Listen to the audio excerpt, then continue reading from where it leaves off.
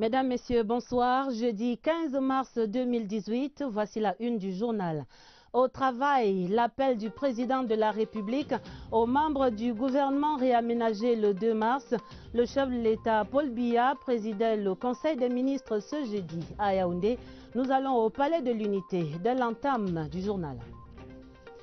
Au travail ce jeudi, les membres du Conseil constitutionnel tenaient la toute première audience de l'histoire de la haute juridiction, audience consacrée au contentieux préélectoral des sénatoriales. Nous faisons le point des travaux dans ce journal. Plus de travail pour près de 1000 employés de la société française Rougier. La société spécialisée dans le bois a fait faillite, une faillite qui met maintenant ses travailleurs au chômage. La précarité et les circonstances, nous irons les vivre à Douala. Voilà pour les titres. L'événement du jour en ouverture du journal, le chef de l'État, Paul Biya, a présidé un important conseil ministériel ce 15 mars au Palais de l'Unité. Les membres de l'équipe gouvernementale réaménagée le 2 mars ont ainsi reçu les orientations du président de la République. Dans une communication spéciale d'une vingtaine de minutes, le président Paul Biya a exhorté les ministres à se mettre au travail avec ardeur pour relever les défis de l'heure et apporter des réponses concrètes aux aspirations légitimes des populations. Le reportage au Palais de l'Unité, Yves-Marc Modzo. Le dispositif était celui des grands jours, ce jeudi 15 mars 2018 au Palais de l'Unité, à l'accueil des membres du gouvernement réaménagé le 2 mars dernier. Des jets d'eau splendides, mais aussi un détachement du groupement d'honneur de la garde présidentielle, sabre au clair. Pendant ce temps, au 3e étage, la salle des conseils est déjà parée pour attendre les illustres convives. Peu avant 11 h, le nouveau ministre chargé de mission à la présidence de la République, Dion Gouté, et sa collègue des enseignements secondaires, Nalova Lyonga, inaugurent un ballet d'arrivée qui va aller en s'intensifiant. Vice-premier ministre, ministre d'État, ministre et secrétaire d'État vont ainsi converger sans discontinuer vers la grande salle. En ce jour de rentrée gouvernementale, une attention particulière est portée sur les nouveaux venus qui, par l'expression de leur mine, semblent parfaitement conscients de la gravité de l'instant et du poids de la charge.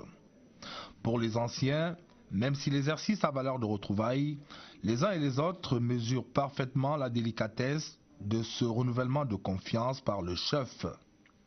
Une confiance qui n'est jamais définitivement acquise, et ils le savent bien. Pendant une trentaine de minutes, c'est un gouvernement dans sa configuration la plus large qui va se diriger vers la salle dédiée à la tenue de ce Conseil des ministres. L'équipe gouvernementale est élargie aux différents responsables en charge des questions sécuritaires. Dans l'attente de l'officiant principal, l'on divise par petits groupes. Occasion sans doute aussi d'un premier partage d'expérience. Il est 12 h lorsque le président de la République fait son entrée dans une salle où il a été précédé par son gouvernement quasiment au grand complet. L'ordre du jour de ce conseil qui se tient 13 jours après la signature des textes nommant les nouveaux ministres tient en une articulation majeure, la communication spéciale du chef de l'État. Une communication délivrée à huis clos, mais que le Premier ministre chef du gouvernement se chargera volontiers de résumer à la fin des travaux. Le président, comme d'habitude, a donné des instructions très claires et demande au ministre de travailler parce que le travail gouvernemental est absolument nécessaire et il faut tout faire pour réussir. En fait, c'est une mission délicate, lourde, mais il est absolument nécessaire que le ministre réussisse. Avant de regagner le bureau présidentiel, le président Biya se dirige vers les membres de la nouvelle équipe gouvernementale pour serrer individuellement la main à chacun et souhaiter à tous plein succès dans une mission qui à coup sûr ne connaîtra pas d'état de grâce. Plus que par le passé, il faut continuer à travailler parce que la meilleure façon de servir le pays, de servir le chef de l'État, c'est de tout faire. C'est de faire tous les sacrifices qui sont nécessaires pour travailler et réussir. Il y a la CAN qui est déjà présente ici. Il y a aussi le plan d'urgence. Et il y a les populations à servir. C'est une année électorale, donc une année importante pour tout le monde. Le cap est donc désormais fixé pour le 4e gouvernement de l'équipe Biya avec pour priorité l'accélération du processus de décentralisation, la lutte contre le terrorisme et l'insécurité, la réduction des dépenses de l'État et la bonne tenue du calendrier électoral.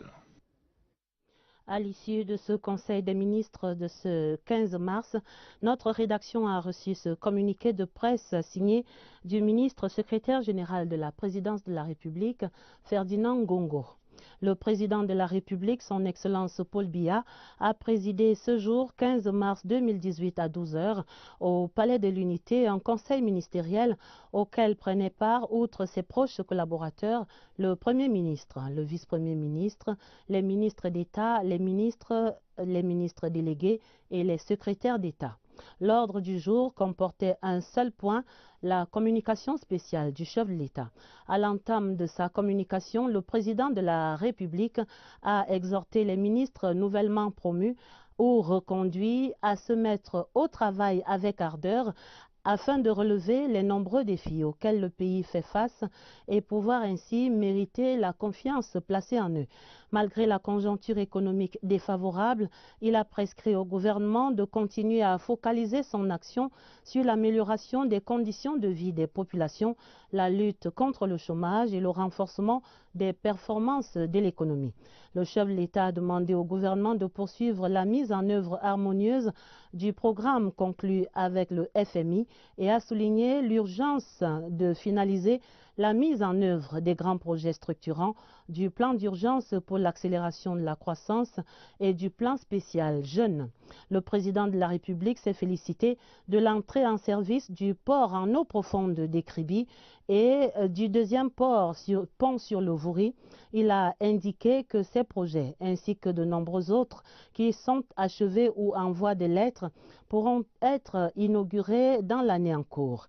Il a cependant insisté sur la nécessité pour le gouvernement, malgré ses belles performances, de continuer à accorder une attention particulière à la fourniture aux populations des services de proximité tels que l'eau, l'électricité, la santé et les infrastructures routières. Évoquant la volonté régulièrement exprimée par les populations d'être associées plus étroitement à la gestion des problèmes qui influencent leur quotidien, le président de la République a indiqué que la création du ministère de la décentralisation et du développement local s'inscrit dans l'optique d'apporter une réponse rapide à ces demandes récurrentes. Il a souligné qu'il attendait de ce département ministériel à brève échéance des propositions détaillées et un chronogramme relatif à l'accélération du processus de décentralisation en cours. Le chef de l'État a prescrit au gouvernement de tout mettre en œuvre pour que les différentes échéances électorales prévues cette année se déroulent dans les conditions optimales de sérénité et de sécurité. Il s'est félicité du démarrage effectif des activités du Conseil constitutionnel et a instruit que les moyens nécessaires au fonctionnement optimal de cette importante institution soient mis à disposition. Sur le plan sécuritaire, le chef de l'État a salué la bravoure des forces de défense et de sécurité qui a permis de limiter drastiquement les exactions des groupes criminels qui sévissent dans les régions de l'extrême nord, du nord-ouest et du sud-ouest.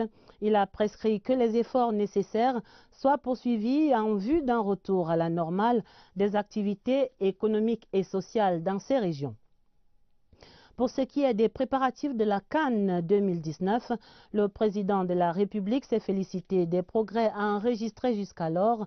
Il a demandé que les efforts en matière soient intensifiés pour offrir le moment venu à l'Afrique et au monde une grande et belle fête du football. En matière de gouvernance, le président de la République a réitéré très fermement au gouvernement ses instructions relatives à l'utilisation rationnelle des ressources publiques, à la réduction du train de vie de l'État et à la poursuite de la lutte contre la corruption. Il a rappelé les valeurs cardinales qui doivent en permanence guider l'action des membres du gouvernement et à l'aune desquelles ils seront jugés. Recherche de l'intérêt général et de l'efficacité, solidarité, esprit d'équipe et respect de la hiérarchie. Il a enfin exigé d'eux un engagement plein et entier pour apporter des réponses concrètes aux aspirations légitimes des populations, soulignant que telle est et devait toujours être la finalité de leur action.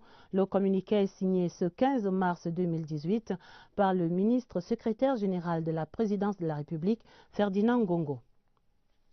Et dans le mouvement de cette importante actualité présidentielle, on a eu confirmation ce jeudi de la visite d'État que le président Paul Biya s'apprête à effectuer en République populaire de Chine.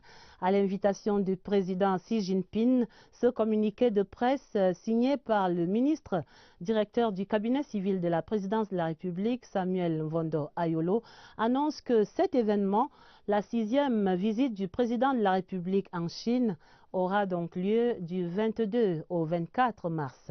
Voici la Chine que le président Paul Biya s'apprête à visiter. C'est une présentation de Séverin Alégambélé.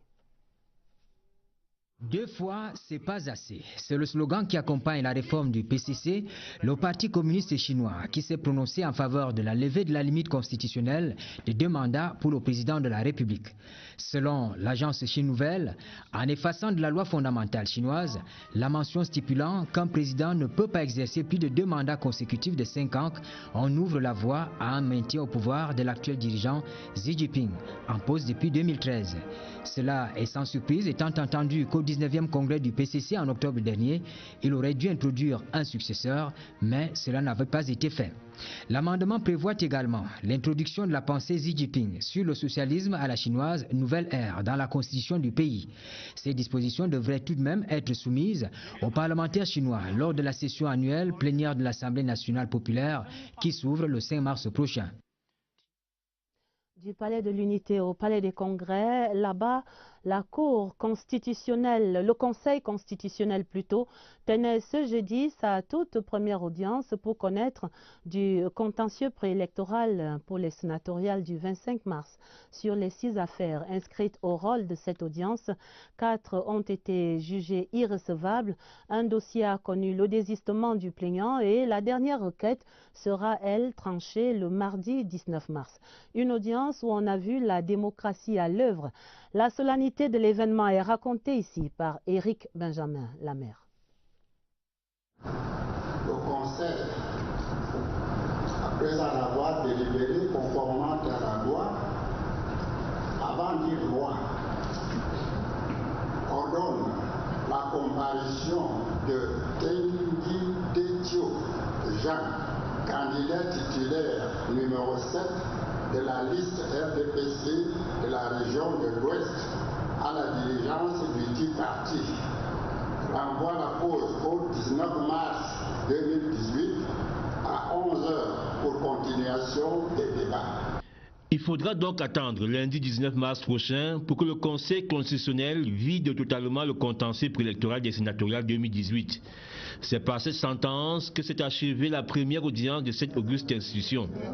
Une audience solennelle de parade, comme on l'appelle, avec sonnerie pour annoncer l'entrée du président du Conseil et de ses membres au grand complet et en grande tenue, des honneurs militaires rendus par un peloton de la gendarmerie nationale. Il est 11h30 lorsque le président Clément Tarana appelle la première affaire inscrite au rôle de cette historique audience. Il s'agit de la requête de Mme Saki Lamine contre le RDPC et l'ECAM.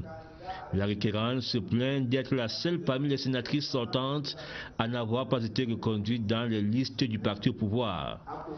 Absente à l'audience, sa requête sera jugée irrecevable. La requête de Zachary Gbamine, militant de base du RDPC dans la région de l'Est, contre Mme Tokpanou, le RDPC et l'ECAM, subira le même sort pour défaut de qualité du requérant. Dans un réquisitoire particulièrement suivi, le requérant estime que la candidate investie par son parti n'incarne pas les valeurs indispensables pour être sénatrice. La requête de Paul Tchatchouan du SDF contre le RDPC et l'ECAM donnera lieu à des juges oratoires enlevés et, après plus d'1 heure de débat ponctué par une suspension de séance pour vérification des documents, l'affaire sera mise en délibéré pour la fin de l'audience. Les requêtes de Egono Valentin et Amadou Aïdjo seront également jugées irrecevables avant le coup de théâtre du retrait de la requête de l'UNDP dans la très attendue affaire l'opposant au RDPC et à Elekam dans la région de l'Adamawa. Après plus de 4 heures de débat au cours desquels le plus présent ne s'est pas vraiment ennuyé, Clément Atangana et les 10 autres membres du Conseil constitutionnel se sont retirés dans la même solennité qui aura précédé leur arrivée dans cette salle. Voilà le Conseil constitutionnel qui a donc fait l'histoire ce 15 mars à Yaoundé. Pour la première fois au Cameroun, cette haute juridiction au grand complet, comme on vient de le voir, a ouvert un contentieux préélectoral. Le président Clément Atangana et son équipe ont ainsi réussi leur entrée de plein pied dans la vie politique nationale. Voici les réactions des acteurs politiques à présent dans ce reportage de Jeanne B. Pour leur première sortie dans un contentieux concernant les élections au Cameroun, les 11 membres du Conseil constitutionnel ont marqué les esprits par la qualité des décisions rendues. L'audience s'est très bien déroulée. Les recours étaient des recours fantaisistes. Cela montre que Elekam a correctement fait son travail et qu'on ne pouvait rien lui reprocher dans le cadre de l'examen des dossiers de candidature pour la future élection sénatoriale du 25 mars. Sur les 6 affaires inscrites au rôle, le président du Conseil a rendu 4 décisions sanctionnées par des rejets ou l'irrécevabilité pour défaut de qualité. Mais les requérants ne s'en offusquent pas. C'est la justice de la République. Nous invitons les Camerounais à respecter les décisions du Conseil constitutionnel. Ma réaction, c'est la réaction citoyenne de quelqu'un qui respecte les lois de son pays. Le Conseil constitutionnel estime que je n'étais pas candidat, donc je n'avais pas qualité de venir faire une opposition. Côté mandataire des partis politiques, la maîtrise du sujet par le Conseil constitutionnel force admiration et respect. Nous avons constaté les irrégularités dans le dossier à nous présenter par le Conseil constitutionnel. Nous sommes ravis que celui-ci ait reporté l'audience à lundi prochain pour voir plus clair. Nous acceptons les décisions qui ont été rendues. Notre candidat a été traité de fictif. On demande qu'on le présente. Nous allons le présenter lundi et on verra la suite. Pas nécessaire de faire la fine bouche. La haute juridiction a réussi sa première manche. La seconde se joue le 19 mars prochain, dans un très attendu SDF contre Elekam et RDPC. Dans la suite du journal, les activités pour la semaine de la francophonie sont en marche. Le lancement avait lieu ce jeudi à Yaoundé, à l'université de Yaoundé 1, sous la houlette du directeur des relations avec l'Organisation internationale de la francophonie au ministère des Relations extérieures. Au programme, une conférence débat sur le thème de la langue française comme trait d'union pour agir. Sur ces débats préparatoires à la commémoration de la 48e journée internationale de la francophonie, voici le compte rendu de Agnès Solange à Bessolo. Magistral des acteurs de la francophonie dans l'amphi 700 de l'université de Yaoundé 1. Objectif, montrer aux étudiants comment tirer avantage de cette appartenance à l'organisation internationale. Pour le volontariat international de la francophonie, parce que déjà aujourd'hui on enregistre à l'université de Yaoundé 1 5 membres d'abord du club francophone de l'université de Yaoundé 1 qui ont bénéficié de la bourse de la francophonie. Et je pense que c'est 7 étudiants, oui, qui ont bénéficié du volontariat international de la francophonie. Donc certains sont actuellement à Hanoï, au Vietnam, et d'autres sont à Paris. Les étudiants, membres du club de la francophonie, ont brillé par leur vivacité habituelle et leur sagacité intellectuelle. Les missions et le rôle de l'OIF au Cameroun n'ont plus de secret pour eux. La francophonie, c'est l'organisation qui regroupe 87 États membres et associés à travers le monde et qui, à travers ce véhicule, la langue, mettent en commun leurs actions pour contribuer au développement de leurs différents États. Des actions fortes pour renforcer les liens chaleureux et étroits qui existent entre l'OIF et les universités ayant la langue française en partage. Le temps est donné pour cette semaine d'activité qui sera ponctuée de plusieurs manifestations. Célébration le 20 mars. Je vous invite à présent à la découverte de Mbébé. C'est le premier village pionnier de l'agriculture de seconde génération et c'est dans le département de l'Océan, région du Sud. C'est sur les pas du ministre de l'Agriculture et du Développement rural, Henri Eyébé Aïssi, y est allé pour encourager les jeunes planteurs de la localité, des populations reconnaissantes qui offrent 150 hectares aux Minader pour la suite de ce programme d'appui à l'installation des jeunes agriculteurs. Dieudonné Noira était pour nous à Mbébé. La localité de Mbébé dans le département de l'Océan regorge d'un territoire aux potentialités agricoles indéniables. Ce tout premier village pionnier de seconde génération de la région du Sud veut être au cœur de la ceinture agricole autour du port autonome de Kribi.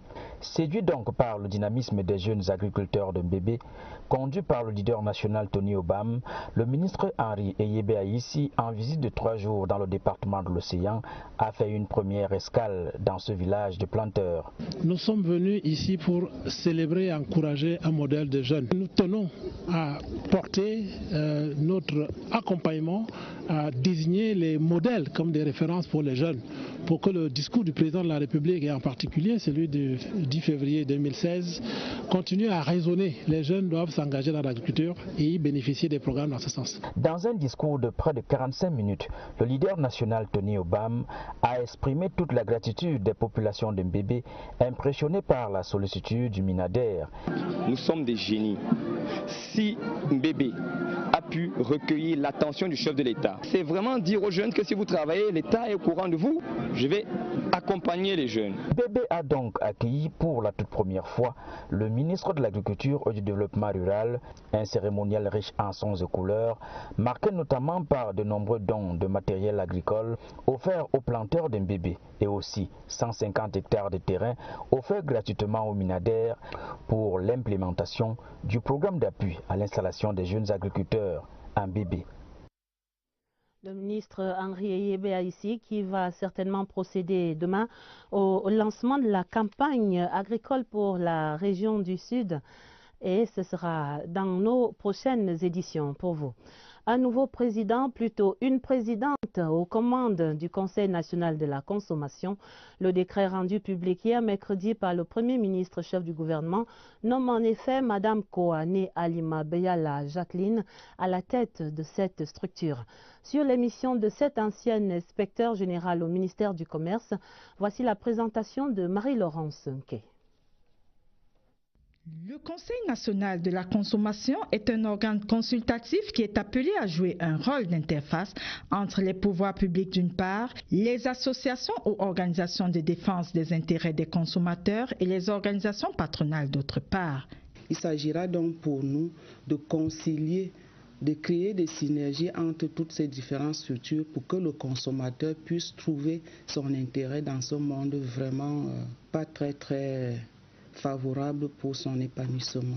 Cet organe, placé sous la tutelle du ministre chargé de la consommation, devra faire des propositions au gouvernement en matière d'amélioration de la consommation. Il devra également favoriser la concertation entre les représentants des intérêts des consommateurs et les délégués des organisations patronales sur les questions relatives à la protection de celui-ci. À ce niveau, il s'agira d'un creuset d'idées, d'échanges entre ces différents acteurs. Lorsque ces idées auront été analysées, nous allons effectivement assurer le suivi des recommandations qui auront été formulées par le gouvernement. L'équipe que devra conduire la nouvelle présidente est composée d'une vingtaine de cadres issus de différentes administrations. Femme imposante et dynamique, Jacqueline Koa entend fédérer toutes les organisations de défense des intérêts des consommateurs durant son mandat afin qu'elles aient un même credo et qu'elles soient présentes sur l'ensemble du territoire national. En santé et pour le grand bonheur des populations camerounaises, la mission Mercy Ship, invitée au Cameroun par le président de la République, poursuit ses activités à Douala.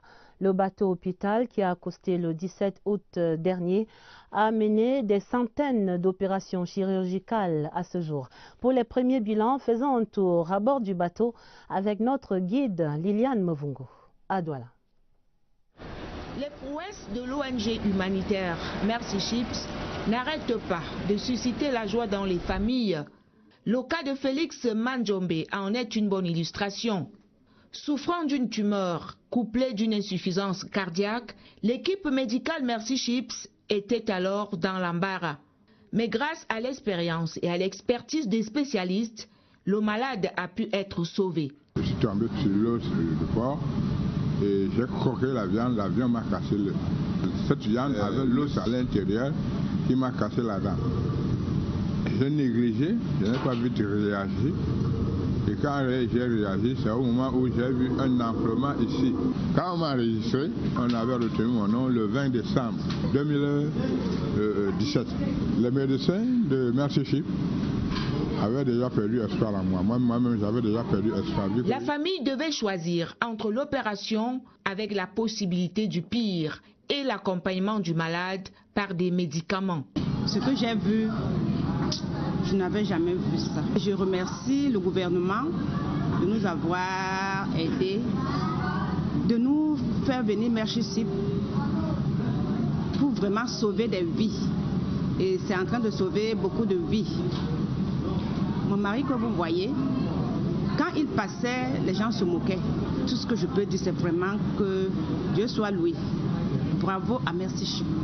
L'équipe Merci Chips se réjouit de cet autre exploit médical face à ce cas d'intervention assez complexe. C'est un miracle. Avant même qu'on opère papa et papa Félix, on a fait venir la maman, son épouse et 2 de ses enfants.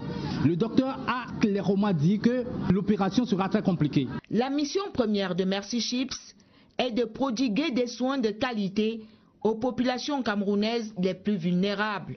Et c'est d'ailleurs l'une des recommandations du chef de l'État lorsqu'il autorise le ministre de la Santé publique à entamer les négociations pour que le bateau hôpital accoste au port de Douala. C'était le 17 août 2017. Nous sommes jeudi et les régions sont en vitrine au journal. Nous allons à Douala pour parler de cette détresse sociale dans certaines familles. C'était des employés de ce poids lourd de la filière bois qui met maintenant la clé sous le paillasson. Le groupe français Rougier ferme en effet les portes de sa filiale au Cameroun. Le bilan déposé au tribunal administratif de Poitiers en France pointe un doigt accusateur sur l'engorgement au port autonome de Douala.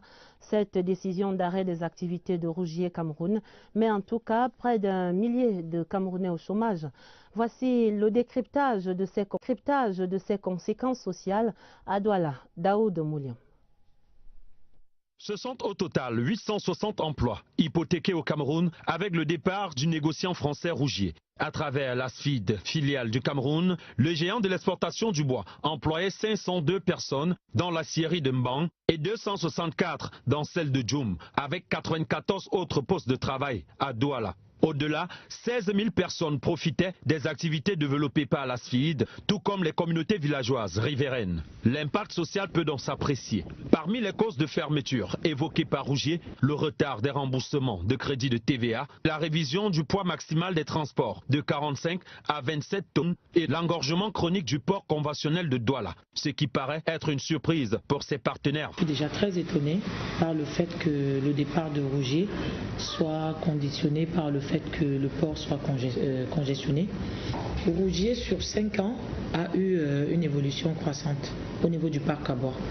Les volumes de Rougier en 2017 ont connu une progression d'à peu près 10% et le débité 100%. Au niveau de Douala International Terminal, Rougier a traité 9 385 TEE en 2017 contre 4 872 en 2016. Soit 93% d'augmentation du volume d'exportation. À date, seuls 187 conteneurs sont en attente d'embarquement. La société d'exploitation des parcs à bois du Cameroun a pour sa part manutentionné un record de 79 313 mètres cubes de grumes en 2017 contre 72 257 en 2016. Rougier est un débiteur majeur de la SEPBC avec 442 millions de francs CFA de prestations exécutées. Des chiffres qui font penser que les raisons de ce départ sont ailleurs. La seule chose que je peux vous dire à mon avis, c'est que la situation n'est pas celle que l'on veut bien faire croire aux employés et à la communauté internationale. Le groupe Rougier est présent au Cameroun depuis 1969 avec plus de 2 millions d'hectares de forêt. Il couvrait jusqu'ici 4 pays du continent pour près de 3000 emplois aujourd'hui menacés. Où trouver la vérité dans cette affaire?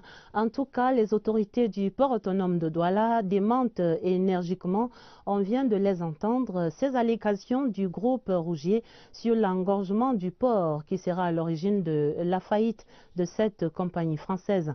La situation se serait d'ailleurs nettement améliorée. Le PAD signale une nette amélioration due à ces récents partenariats en rapport avec l'année 2014, par exemple. Nous faisons le point à Douala avec Léon Bertrand Tanifo. Ça circule même vue du ciel au terminal à conteneurs du port de Douala. Dans les parcs et au bord du quai de DIT, les mouvements des camions et les déchargements ininterrompus des conteneurs démontrent à suffisance la fluidité du trafic. Avec un taux d'occupation de 76% à l'export et 85% à l'importation, le Douala International Terminal a nettement la possibilité d'effectuer des opérations sans anicroche.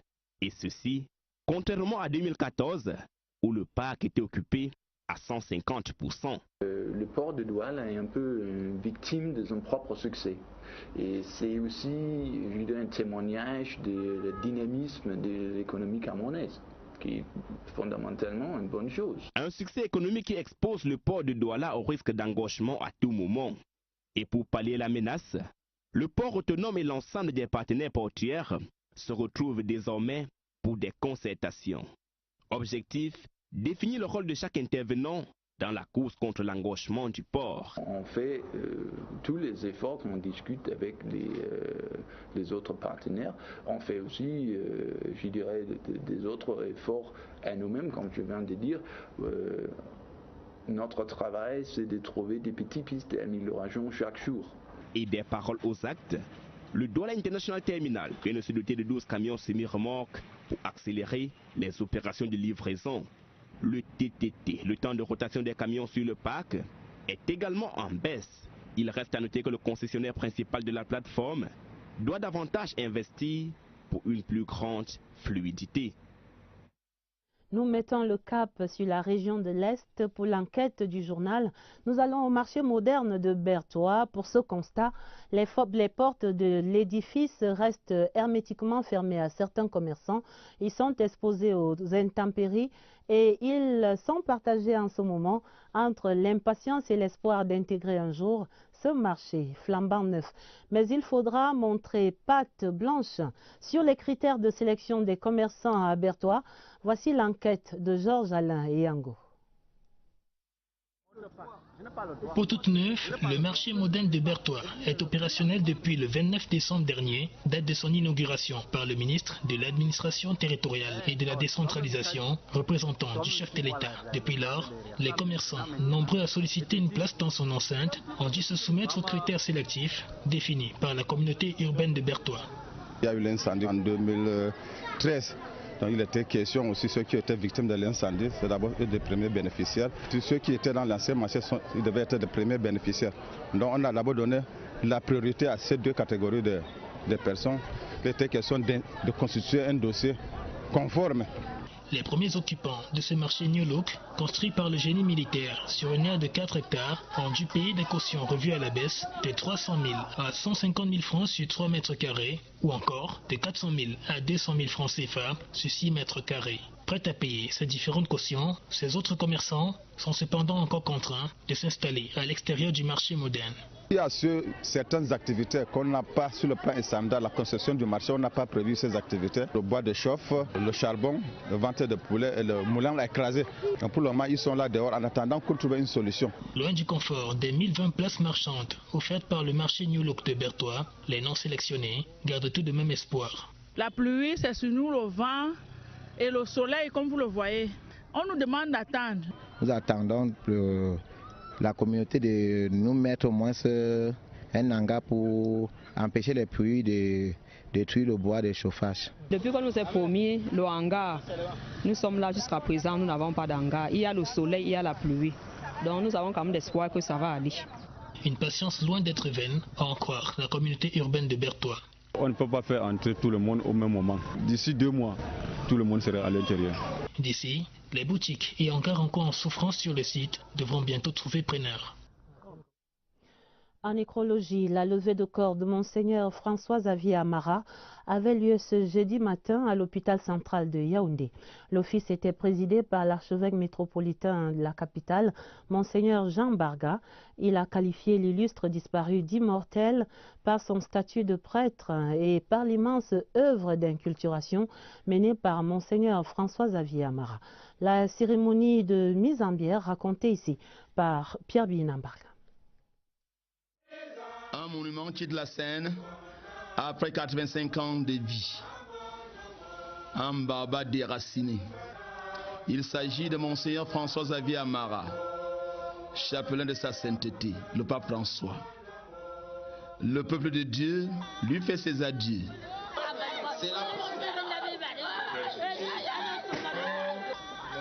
L'office de la levée du corps de l'homme de Dieu trépassé est présidé par l'archevêque métropolitain de Yaoundé.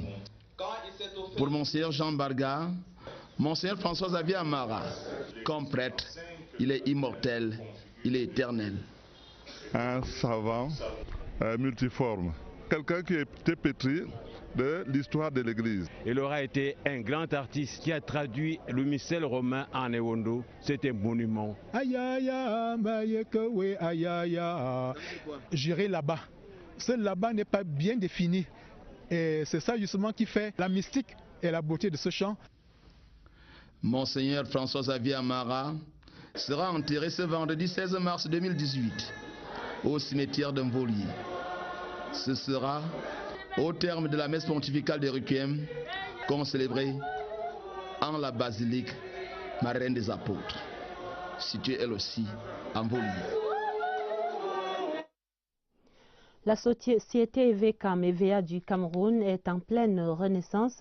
La nouvelle équipe managériale travaille à accroître la production du latex et la nouvelle dynamique est donc en cours à Niété dans le département de l'Océan, région du Sud. Allons voir cela avec Dieudonné Noira.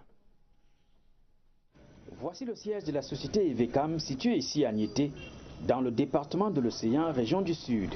Cette entreprise exerce ses activités depuis 1975 au Cameroun et elle est spécialisée dans la culture de l'EVA, l'exploitation et l'exportation du caoutchouc naturel. Le vent de la Renaissance agit à EVCAM grâce à cette dynamique impulsée par la nouvelle équipe managériale qui place les ressources humaines au centre de toutes les préoccupations. D'accord, il faut recréer une dynamique, voilà, c'est une renaissance.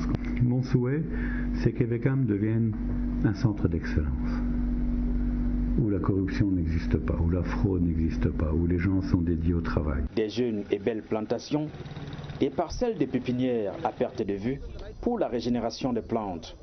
Une bonne partie étant d'ailleurs redistribuée gratuitement aux populations riveraines. Un climat social serein, la révalorisation des primes de production, le recrutement massif des femmes, une entreprise est certifiée ISO 9001 version 2015. Tous ces éléments combinés influencent positivement la nature. Aussitôt taillé, la saignée du latex sur le mouvement. EVCAM produit du caoutchouc de très bonne qualité. Tous nos produits sont exportés et beaucoup de nos clients, ils apprécient notre produit. EVCAM est une société citoyenne. Éric Ospier, le nouveau directeur général, a mis un point d'honneur sur la responsabilité sociétale de l'entreprise. Mon idée, c'est de pouvoir offrir aux populations riveraines des contrats pour de rabattage, de plantation. Nous avons donc travaillé au niveau des écoles. On a un programme, on a réhabilité tous les tableaux. On offre un paquet minimum. Bon, ce sont des choses qui contribuent au climat social. On va offrir des plans aux populations riveraines de manière à ce qu'ils puissent cultiver les verts. Troisième employeur au Cameroun, EVCAM aujourd'hui veut être une société exemplaire. En page des sports, prolongeons donc la nouvelle du soutien du Maroc au Cameroun pour l'organisation de la CAN 2019 avec cette nouvelle sortie du président de la CAF Ahmad, dans un entretien avec la presse rwandaise à Kigali, le patron de la CAF, qui reproche donc à certains Camerounais de ramer à contre-courant dans ce processus en privilégiant leurs intérêts propres, contrairement, dit-il, au chef de l'État Paul Biya, dont il salue avec égard tous les efforts. Un hommage parmi d'autres relevés ces derniers jours et qui traduisent tous le respect et l'aura dont jouit le président Paul Biya à travers le continent. Voici le décryptage de cette déclaration avec Charlie Mérinos Liato. L'information barre la une du quotidien Le Jour de lundi, selon lequel Ahmad dit ses vérités au Cameroun, parlant de la CAN 2019. Au cours de ce bref entrevue avec les patrons de presse africaine réunis à Kigali, le président de la CAF a encore jeté un pic. Vous les Camerounais, vous voulez cette CAN? Eh bien, cela dépend de vous. Si cela ne se passe pas, c'est vous. Vous faites croire que le mauvais vient toujours de l'extérieur. Il y a trop de gens qui ne travaillent pas dans ce sens, qui créent des intérêts personnels. Ces personnes rament à contre-courant. Une déclaration brève et profonde à la fois. En même temps qu'elle met les Camerounais face à leurs responsabilités, elle loue deux d'entre eux, qui sont par ailleurs des modèles de réussite et d'abnégation.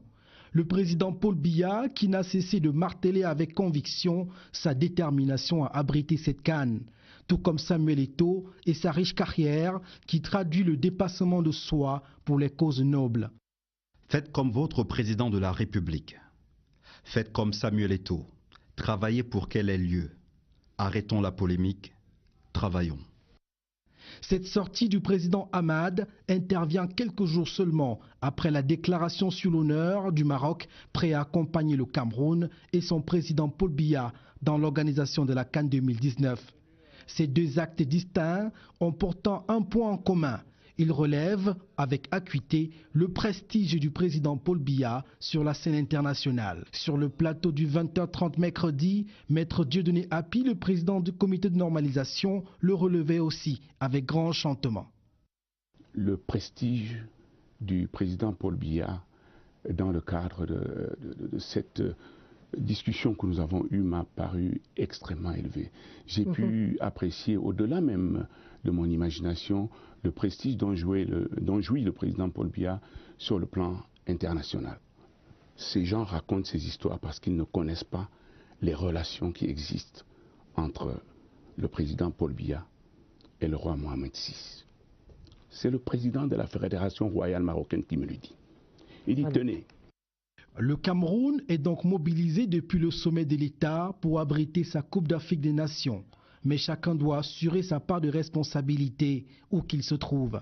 Le chef de l'État fixe le cap, balise le chemin et nous devons concrétiser. Mais pour cela, il faut d'abord se sentir camerounais, un vrai. Et voilà de bonnes nouvelles qui mettent un terme à ce 20h30. Pour l'essentiel à retenir, c'est cette recommandation au travail, l'appel du président de la République aux membres du gouvernement réaménagé le 2 mars. Le chef de l'État, Paul Biya, présidait le Conseil des ministres ce jeudi au Palais de l'Unité, ici à Yaoundé. Au travail, ce jeudi, les membres du Conseil constitutionnel tenaient la toute première audience de l'histoire de la haute juridiction, audience consacrée au contentieux préélectoral pour les sénatoriales, un dossier sur la table pour le 19 prochain. Et plus de travail maintenant pour près de 1000 employés de la société française Rougier. La société spécialisée dans le traitement du bois a fait faillite et nous avons vu dans le journal les conséquences de cette faillite sur les employés à Douala. La fin donc du 20h30 préparée avec la collaboration de Florence Ngwangele. Je vous donne rendez-vous sur cette antenne pour la semaine prochaine, ce sera lundi. Je vous dis déjà excellent week-end d'avance. Pour les éditions du week-end, vous serez en compagnie de Karine Olive Yabit. Mais vers minuit, vous aurez d'autres informations avec Nicole Doudou et Baldwin Sama. Retrouvez après ce journal sur cette antenne Mélanie Betebeu dans Débat sénatorial. Bonne antenne et à lundi, 20h30.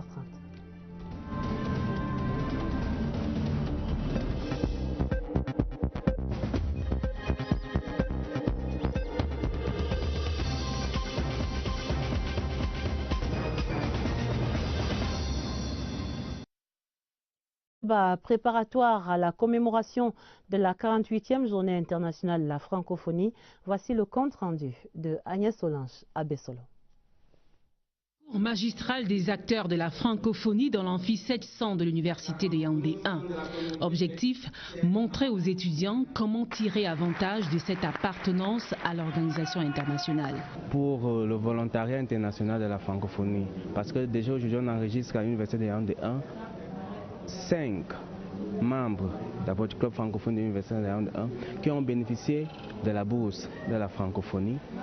Et je pense que c'est 7 étudiants, oui, qui ont bénéficié du volontariat international de la francophonie. Donc certains sont actuellement à Hanoï, au Vietnam, et d'autres sont à Paris. Les étudiants, membres du club de la francophonie, ont brillé par leur vivacité habituelle et leur sagacité intellectuelle. Les missions et le rôle de l'OIF au Cameroun n'ont plus de secret pour eux. La francophonie, c'est l'organisation qui regroupe 87 États membres et associés à travers le monde et qui, à travers ce véhicule, la langue, mettent en commun leurs actions pour contribuer au développement de leurs différents États. Des actions fortes pour renforcer les liens chaleureux et étroits qui existent entre l'OIF et les universités ayant la langue française en partage. Le temps est donné pour cette semaine d'activité qui sera ponctuée de plusieurs manifestations. Célébration le 20 mars. Je vous invite à présent à la découverte de Mbébé. C'est le premier village pionnier de l'agriculture de seconde génération et c'est dans le département de l'Océan, région du Sud. C'est sur les pas du ministre de l'Agriculture et du Développement rural.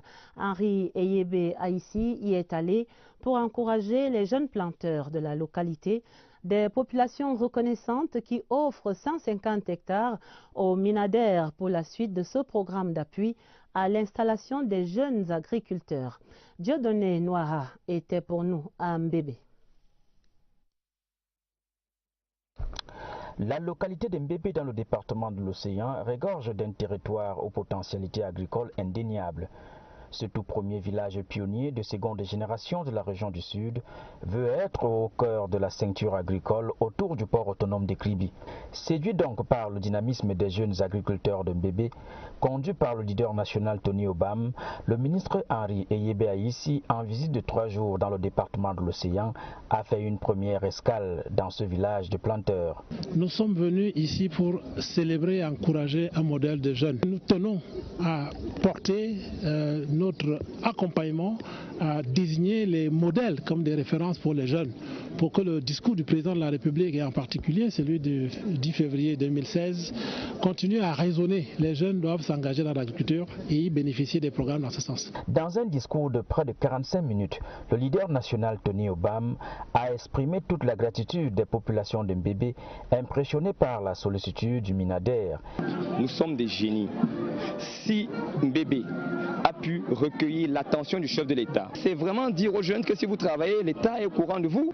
Je vais accompagner les jeunes. Mbébé a donc accueilli pour la toute première fois le ministre de l'Agriculture et du Développement rural, un cérémonial riche en sons et couleurs, marqué notamment par de nombreux dons de matériel agricole offerts aux planteurs de Mbébé et aussi 150 hectares de terrain offerts gratuitement aux Minader pour l'implémentation du programme d'appui à l'installation des jeunes agriculteurs en Mbébé. Le ministre Henri Eyébé Aïssi qui va certainement procéder demain au lancement de la campagne agricole pour la région du Sud et ce sera dans nos prochaines éditions pour vous. Un nouveau président, plutôt une présidente aux commandes du Conseil national de la consommation. Le décret rendu public hier mercredi par le Premier ministre chef du gouvernement nomme en effet Mme Koane Alima Beyala Jacqueline à la tête de cette structure. Sur les missions de cette ancienne inspecteur général au ministère du Commerce, voici la présentation de Marie-Laurence Nké. Le Conseil national de la consommation est un organe consultatif qui est appelé à jouer un rôle d'interface entre les pouvoirs publics d'une part, les associations ou organisations de défense des intérêts des consommateurs et les organisations patronales d'autre part. Il s'agira donc pour nous de concilier de créer des synergies entre toutes ces différentes structures pour que le consommateur puisse trouver son intérêt dans ce monde vraiment pas très favorable pour son épanouissement. Cet organe, placé sous la tutelle du ministre chargé de la consommation, devra faire des propositions au gouvernement en matière d'amélioration de la consommation. Il devra également favoriser la concertation entre les représentants des intérêts des consommateurs et les délégués des organisations patronales sur les questions relatives à la protection de celui-ci. À ce niveau, il s'agira d'un creuset d'idées, d'échanges entre ces différents acteurs. Lorsque ces idées auront été analysées, nous allons effectivement assurer le suivi des recommandations qui auront été formulées par le gouvernement. L'équipe que devra conduire la nouvelle présidente est composée d'une vingtaine de cadres issus de différentes administrations. Femme imposante et dynamique, Jacqueline Koua entend fédérer toutes les organisations de défense des intérêts des consommateurs durant son mandat afin qu'elles aient un même credo et qu'elles soient du Palais de l'Unité au Palais des Congrès, là-bas, la Cour constitutionnelle, le Conseil constitutionnel plutôt, tenait ce jeudi sa toute première audience pour connaître du contentieux préélectoral pour les sénatoriales du 25 mars. Sur les 6 affaires inscrites au rôle de cette audience, 4 ont été jugées irrecevables. Un dossier a connu le désistement du plaignant et la dernière requête sera, elle, tranchée le mardi 19 mars. Une audience où on a vu la démocratie à l'œuvre. La solennité de l'événement est racontée ici par Éric Benjamin Lamère. Le Conseil, après en avoir délibéré conformément à la loi, avant d'y loi, ordonne la comparution de Tengi Tetio Jean, candidat titulaire numéro 7 de la liste RDPC de la région de l'Ouest à la diligence du dit parti. Renvoie la cause au 19 mars 2018 à 11h pour continuation des débats. Il faudra donc attendre lundi 19 mars prochain pour que le Conseil constitutionnel vide totalement le contentieux préélectoral des sénatoriales 2018. C'est par cette sentence que s'est achevée la première audience de cette auguste institution. Une audience solennelle de parade, comme on l'appelle, avec sonnerie pour annoncer l'entrée du président du Conseil et de ses membres au grand complet et en grande tenue, des honneurs militaires rendus par un peloton de la gendarmerie nationale. Il est 11h30 lorsque le président Clément Tangana appelle la première affaire inscrite au rôle de cette historique audience. Il s'agit de la requête de Mme Saki Lamine contre le RDPC et l'ECAM.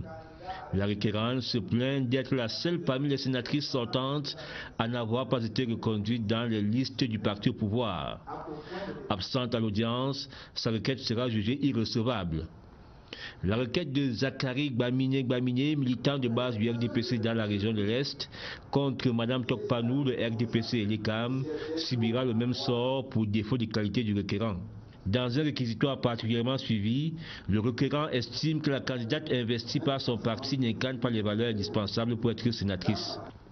La requête de Paul Tchatchouan du SDF contre le RDPC et l'ECAM donnera lieu à des juges oratoires enlevés et, après plus d'une heure de débat ponctué par une suspension de séance pour vérification des documents, l'affaire sera mise en délibéré pour la fin de l'audience. Les requêtes de Egono Valentin et Amadou Aïdjo seront également jugées irrecevables avant le coup de théâtre du retrait de la requête de l'UNDP dans la très attendue affaire l'opposant au RDPC et à Elekam dans la région de l'Adamawa. Après plus de 4 heures de débat au cours desquels le plus présent ne s'est pas vraiment ennuyé, Clément Tangana et les 10 autres membres du Conseil constitutionnel se sont retirés dans la même solennité qui aura précédé leur arrivée dans cette salle. Voilà le Conseil constitutionnel qui a donc fait l'histoire ce 15 mars à Yaoundé. Pour la première fois au Cameroun, cette haute juridiction au grand complet, comme on vient de le voir, a ouvert un contentieux préélectoral. Le président Clément Tangana et son équipe ont ainsi réussi leur entrée de plein pied dans la vie politique nationale. Voici les réactions des acteurs politiques à présent dans ce reportage de Eugène B. Pour leur première sortie dans un contentieux concernant les élections au Cameroun, Les 11 membres du Conseil constitutionnel ont marqué les esprits par la qualité des décisions rendues. L'audience s'est très bien déroulée. Les recours étaient des recours fantaisistes. Cela montre que Elekam a correctement fait son travail et qu'on ne pouvait rien lui reprocher dans le cadre de l'examen des dossiers de candidature pour la future élection sénatoriale du 25 mars. Sur les 6 affaires inscrites au rôle, le président du Conseil a rendu 4 décisions sanctionnées par des rejets ou l'irrécevabilité pour défaut de qualité. Mais les requérants ne s'en offusquent pas. C'est la justice de la République. Nous invitons les Camerounais à respecter les décisions du Conseil constitutionnel. Ma réaction, c'est la réaction citoyenne de quelqu'un qui respecte les lois de son pays. Le Conseil constitutionnel estime que je n'étais pas candidat, donc je n'avais pas qualité de venir faire une opposition. Côté mandataire des partis politiques, la maîtrise du sujet par le Conseil constitutionnel force admiration et respect. Nous avons constaté les irrégularités dans le dossier à nous présenter par le Conseil constitutionnel. Nous sommes ravis que celui-ci ait reporté l'audience à lundi prochain pour voir plus clair. Nous acceptons les décisions qui ont été rendues. Notre candidat a été traité de fictif. On demande qu'on le présente. Nous allons le présenter lundi et on verra la suite. Pas nécessaire de faire la fine bouche. La haute juridiction a réussi sa première manche. La seconde se joue le 19 mars prochain, dans un très attendu SDF contre Elekam et RDPC. Dans la suite du journal, les activités pour la semaine de la francophonie sont en marche. Le lancement avait lieu ce jeudi à Yaoundé, à l'université de Yaoundé 1, sous la houlette du directeur des relations avec l'Organisation internationale de la francophonie au ministère des Relations extérieures. Au programme, une conférence débat sur le thème de la langue française comme trait d'union pour agir. Sur ces débats portait un seul point, la communication spéciale du chef de l'État. À l'entame de sa communication, le président de la République a exhorté les ministres nouvellement promus ou reconduits à se mettre au travail avec ardeur afin de relever les nombreux défis auxquels le pays fait face et pouvoir ainsi mériter la confiance placée en eux. Malgré la conjoncture économique défavorable, il a prescrit au gouvernement de continuer à focaliser son action sur l'amélioration des conditions de vie des populations, la lutte contre le chômage et le renforcement des performances de l'économie. Le chef de l'État a demandé au gouvernement de poursuivre la mise en œuvre harmonieuse du programme conclu avec le FMI et a souligné l'urgence de finaliser la mise en œuvre des grands projets structurants, du plan d'urgence pour l'accélération de la croissance et du plan spécial jeunes. Le président de la République s'est félicité de l'entrée en service du port en eau profonde des Kribi et du deuxième pont sur le Vouri. Il a indiqué que ces projets, ainsi que de nombreux autres qui sont achevés ou en voie de l'être, pourront être inaugurés dans l'année en cours. Il a cependant insisté sur la nécessité pour le gouvernement, malgré ses belles performances, de continuer à accorder une attention particulière à la fourniture aux populations des services de proximité tels que l'eau, l'électricité, la santé et les infrastructures routières. Évoquant la volonté régulièrement exprimée par les populations d'être associées plus étroitement à la gestion des problèmes qui influencent leur quotidien, le président de la République a indiqué que la création du ministère de la décentralisation et du développement local s'inscrit dans l'optique d'apporter une réponse rapide à ces demandes récurrentes. Il a souligné qu'il attendait de ce département ministériel à brève échéance des propositions détaillées et un chronogramme relatif à l'accélération du processus de décentralisation en cours. Le chef de l'État a prescrit au gouvernement de tout mettre en œuvre pour que les différentes échéances électorales prévues cette année se déroulent dans les conditions optimales. de sérénité et de sécurité. Il s'est félicité du démarrage effectif des activités du Conseil constitutionnel et a instruit que les moyens nécessaires au fonctionnement optimal de cette importante institution soient mis à disposition. Sur le plan sécuritaire, le chef de l'État a salué la bravoure des forces de défense et de sécurité qui a permis de limiter drastiquement les exactions des groupes criminels qui sévissent dans les régions de l'extrême nord, du nord-ouest et du sud-ouest. Il a prescrit que les efforts nécessaires soient poursuivis en vue d'un retour à la normale des activités économiques et sociales dans ces régions. Pour ce qui est des préparatifs de la CAN 2019, le président de la République s'est félicité des progrès enregistrés jusqu'alors. Il a demandé que les efforts en matière soient intensifiés pour offrir le moment venu à l'Afrique et au monde une grande et belle fête du football. En matière de gouvernance, le président de la République a réitéré très fermement au gouvernement ses instructions relatives à l'utilisation rationnelle des ressources publiques, à la réduction du train de vie de l'État et à la poursuite de la lutte contre la corruption. Il a rappelé les valeurs cardinales qui doivent en permanence guider l'action des membres du gouvernement et à l'aune desquelles ils seront jugés. Recherche de l'intérêt général et de l'efficacité, solidarité, esprit d'équipe et respect de la hiérarchie. Il a enfin exigé d'eux un engagement plein et entier pour apporter des réponses concrètes aux aspirations légitimes des populations, soulignant que telle est et devait toujours être la finalité de leur action. Le communiqué est signé ce 15 mars 2018 par le ministre secrétaire général de la présidence de la République, Ferdinand Ngongo. Et dans le mouvement de cette importante actualité présidentielle, on a eu confirmation ce jeudi de la visite d'État que le président Paul Biya s'apprête à effectuer en République populaire de Chine.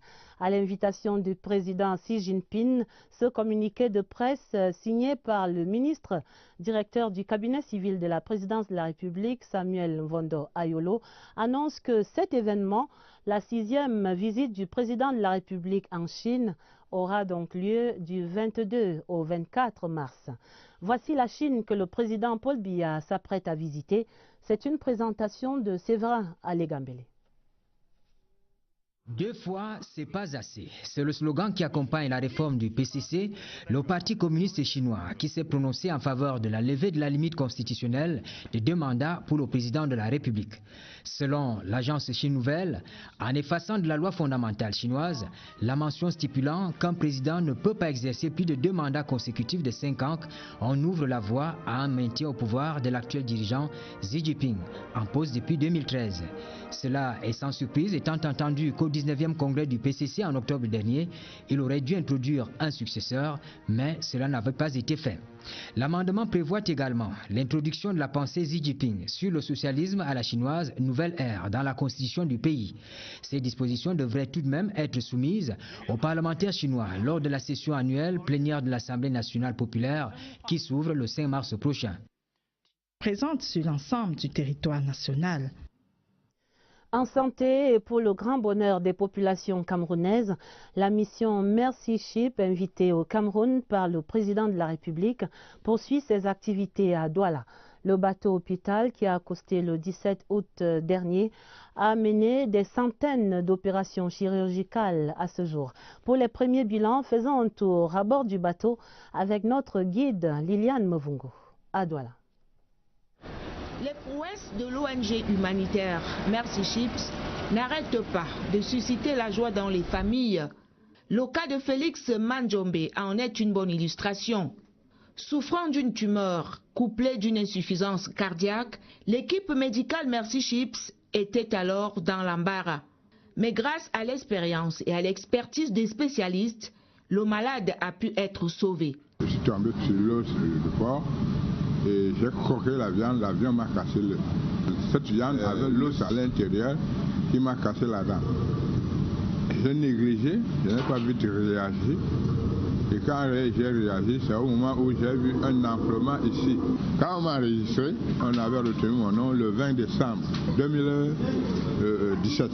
Les médecins de Merci Chip avaient déjà perdu espoir en moi. Moi-même, j'avais déjà perdu espoir. La famille devait choisir entre l'opération avec la possibilité du pire et l'accompagnement du malade par des médicaments.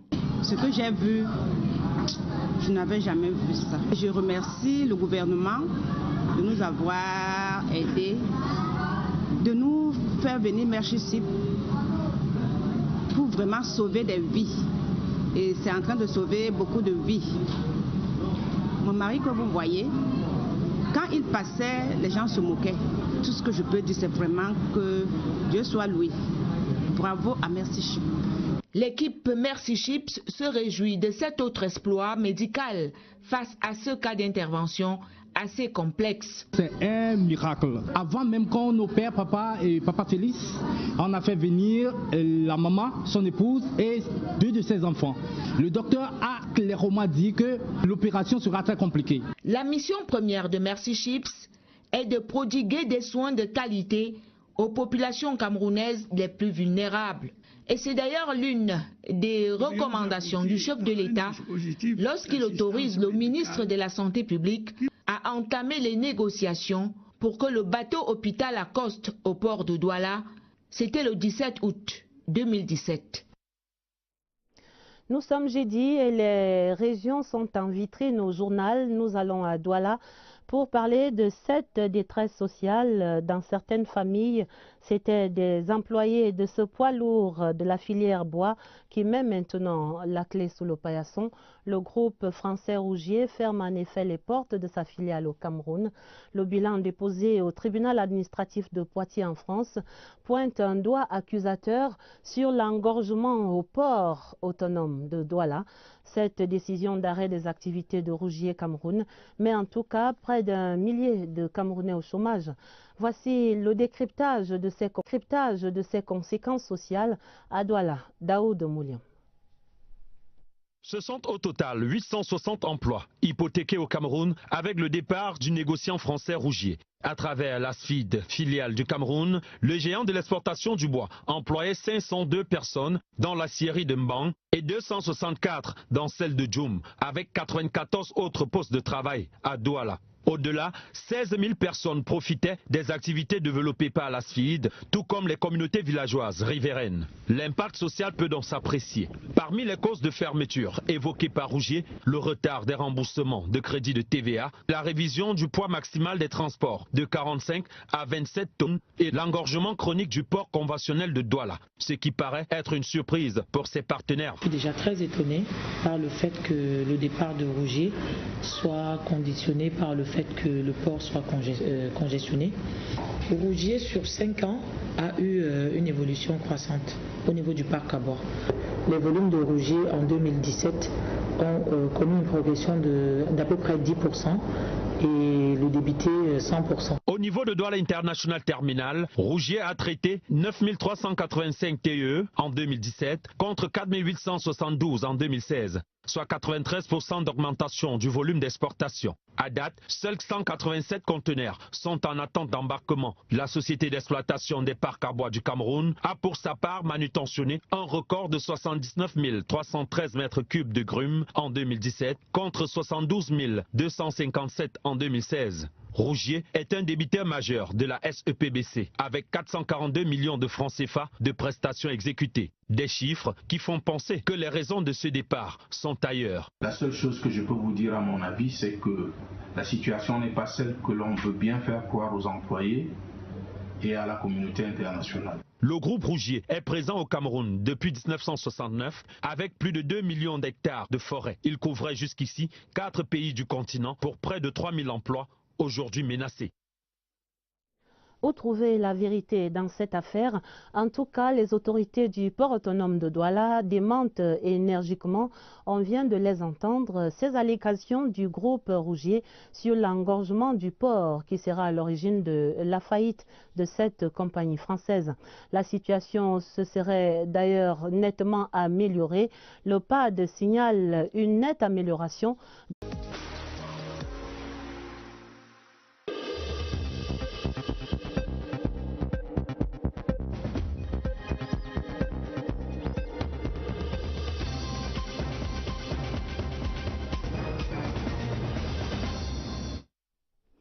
Mesdames, Messieurs, bonsoir. Jeudi 15 mars 2018, voici la une du journal. Au travail, l'appel du président de la République aux membres du gouvernement réaménagé le 2 mars. Le chef de l'État, Paul Biya, présidait le Conseil des ministres ce jeudi à Yaoundé. Nous allons au Palais de l'Unité dès l'entame du journal. Au travail ce jeudi, les membres du Conseil constitutionnel tenaient la toute première audience de l'histoire de la haute juridiction, audience consacrée au contentieux préélectoral des sénatoriales. Nous faisons le point des travaux dans ce journal. Plus de travail pour près de 1000 employés de la société française Rougier. La société spécialisée dans le bois a fait faillite, une faillite qui met maintenant ses travailleurs au chômage. La précarité et les circonstances, nous irons les vivre à Douala. Voilà pour les titres. L'événement du jour en ouverture du journal, le chef de l'État, Paul Biya, a présidé un important conseil ministériel ce 15 mars au Palais de l'Unité. Les membres de l'équipe gouvernementale réaménagée le 2 mars ont ainsi reçu les orientations du président de la République. Dans une communication spéciale d'une vingtaine de minutes, le président Paul Biya a exhorté les ministres à se mettre au travail avec ardeur pour relever les défis de l'heure et apporter des réponses concrètes aux aspirations légitimes des populations. Le reportage au Palais de l'Unité, Yves-Marc Modzo. Le dispositif était celui des grands jours, ce jeudi 15 mars 2018 au Palais de l'Unité, à l'accueil des membres du gouvernement réaménagé le 2 mars dernier. Des jets d'eau splendides, mais aussi un détachement du groupement d'honneur de la garde présidentielle, sabre au clair. Pendant ce temps, au 3e étage, la salle des conseils est déjà parée pour attendre les illustres convives. Peu avant 11 h, le nouveau ministre chargé de mission à la présidence de la République, Dione Gouté, et sa collègue des enseignements secondaires, Nalova Lyonga, inaugurent un balai d'arrivée qui va aller en s'intensifiant. Vice-premier ministre, ministre d'État, ministre et secrétaire d'État vont ainsi converger sans discontinuer vers la grande salle. En ce jour de rentrée gouvernementale, une attention particulière est portée sur les nouveaux venus qui, par l'expression de leur mine, semblent parfaitement conscients de la gravité de l'instant et du poids de la charge. Pour les anciens, même si l'exercice a valeur de retrouvailles, les uns et les autres mesurent parfaitement la délicatesse de ce renouvellement de confiance par le chef. Une confiance qui n'est jamais définitivement acquise, et ils le savent bien. Pendant une trentaine de minutes, c'est un gouvernement dans sa configuration la plus large qui va se diriger vers la salle dédiée à la tenue de ce Conseil des ministres. L'équipe gouvernementale est élargie aux différents responsables en charge des questions sécuritaires. Dans l'attente de l'officiant principal, l'on divise par petits groupes. Occasion sans doute aussi d'un premier partage d'expérience. Il est 12 h lorsque le président de la République fait son entrée dans une salle où il a été précédé par son gouvernement quasiment au grand complet. L'ordre du jour de ce conseil qui se tient 13 jours après la signature des textes nommant les nouveaux ministres tient en une articulation majeure, la communication spéciale du chef de l'État. Une communication délivrée à huis clos, mais que le Premier ministre chef du gouvernement se chargera volontiers de résumer à la fin des travaux. Le président, comme d'habitude, a donné des instructions très claires et demande au ministre de travailler parce que le travail gouvernemental est absolument nécessaire et il faut tout faire pour réussir. En fait, c'est une mission délicate, lourde, mais il est absolument nécessaire que le ministre réussisse. Avant de regagner le bureau présidentiel, le président Biya se dirige vers les membres de la nouvelle équipe gouvernementale pour serrer individuellement la main à chacun et souhaiter à tous plein succès dans une mission qui à coup sûr ne connaîtra pas d'état de grâce. Plus que par le passé, il faut continuer à travailler parce que la meilleure façon de servir le pays, de servir le chef de l'État, c'est de tout faire. C'est de faire tous les sacrifices qui sont nécessaires pour travailler et réussir. Il y a la CAN qui est déjà présente ici. Il y a aussi le plan d'urgence et il y a les populations à servir. C'est une année électorale, donc une année importante pour tout le monde.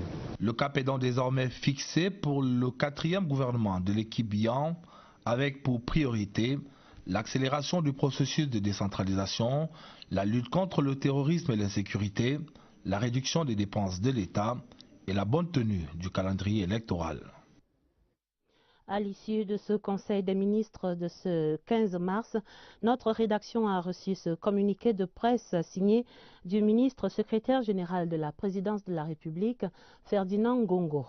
Le président de la République, son Excellence Paul Biya, a présidé ce jour 15 mars 2018 à 12 h au Palais de l'Unité un conseil ministériel auquel prenaient part, outre ses proches collaborateurs, le Premier ministre, le vice-premier ministre, les ministres d'État, les ministres délégués et les secrétaires d'État. L'ordre du jour